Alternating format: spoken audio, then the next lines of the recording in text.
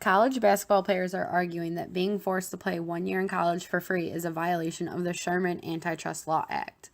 Now let's break it down. There's a few things you should know for that sentence to make sense. As of right now, the National Basketball Association, the NBA, requires that all men who would like to be draft eligible must meet the following stipulations. 1. They must be 19 years of age at the time of the draft. 2. They must be at least 1 year out of high school. 3. Not considered an international player. A lot of basketball players in high school are arguing that these stipulations put forth by the NBA and the National Basketball Player Association are unlawful and violate their antitrust laws. Now, what is an antitrust law, you ask? The Sherman Antitrust Act was enacted in order to protect the free market, preserve competition, and provide for equal opportunities and fairness in trade dealing. People who are found to be eliminating competition or take away equal opportunities in dealing could be subject to fines or jail time. Anyone who knows anything about college basketball is very familiar with the term one and done. This means basketball players play 1 year of college ball and then are eligible for the draft.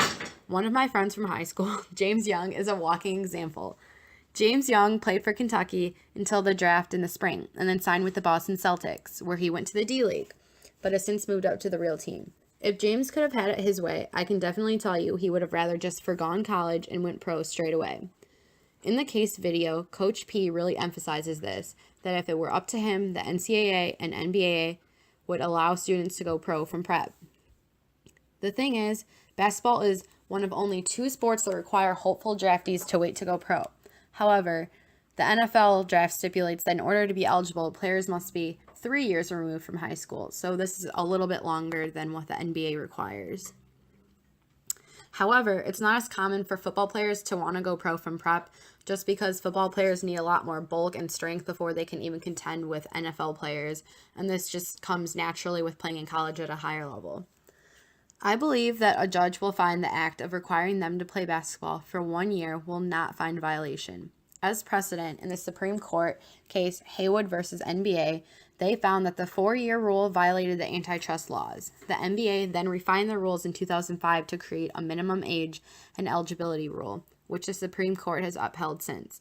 Therefore, with this precedent, it seems that the Supreme Court is satisfied with the change the NBA has made, and they feel it doesn't violate any more antitrust laws. Overall, I do not think a court will find a violation of antitrust laws and the NBA draft eligibility stipulations.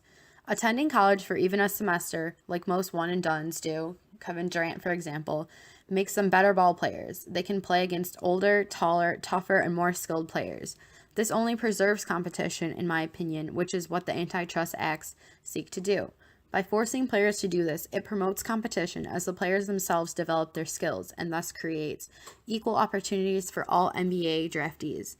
Overall, I think the one and done standard we have today in college basketball will stand, and basketball players will just have to deal with it.